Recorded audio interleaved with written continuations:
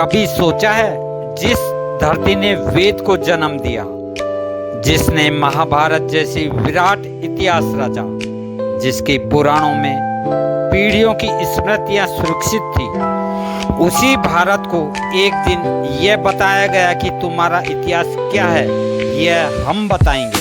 18वीं शताब्दी का भारत, व्यापार के बहाने आई एक कंपनी और उसके साथ आए कुछ अधिकारी। उसमें से एक था विलियम जोन्स। उसे भारत को समझना था, भारत की भाषा को समझना था, भारत की परंपराओं को समझना था। लेकिन प्रश्न यह है, क्या कुछ वर्षों का अध्ययन हजारों वर्षों की सभ्यता को समझने के लिए क्या पर्याप्त था? कभी नहीं।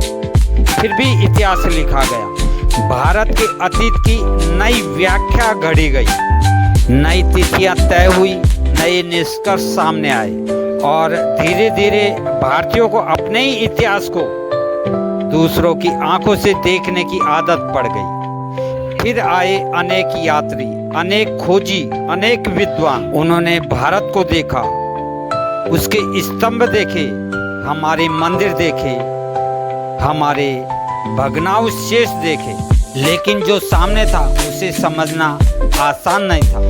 कभी किसी प्रतिमा को विदेशी समझा गया, कभी किसी सम्राट को किसी और देश का राजा, कभी किसी स्मारक को किसी आक्रमणकारी की निशानी मान लिया गया।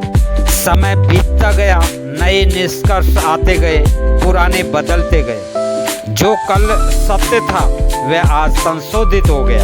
लेकिन इस पूरी कहानी का सबसे महत्वपूर्ण प्रश्न यह नहीं है कि कौन सही था कौन गलत। अब प्रश्न यह है कि क्या हमने अपने स्रोतों को पढ़ा, क्या हमने अपने ग्रंथों को समझा, क्या हमने अपने इतिहास को जानने का प्रयास किया?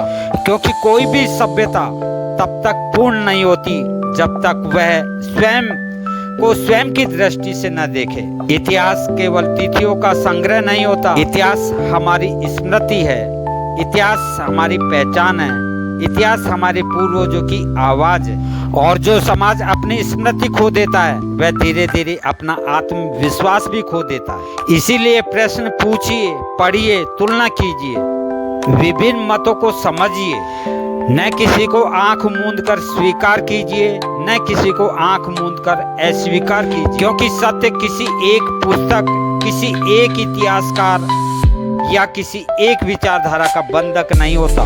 भारत का इतिहास विशाल है, इतना विशाल है कि उसे समझने के लिए जिज्ञासा चाहिए, नम्रता चाहिए और सत्य की खोज का साहस चाहिए। इसीलिए पढ़िए, क्योंकि जो अपने अतीत को समझता है वही भविष्य लिखता है। जय श्री राम, हर हर महादेव।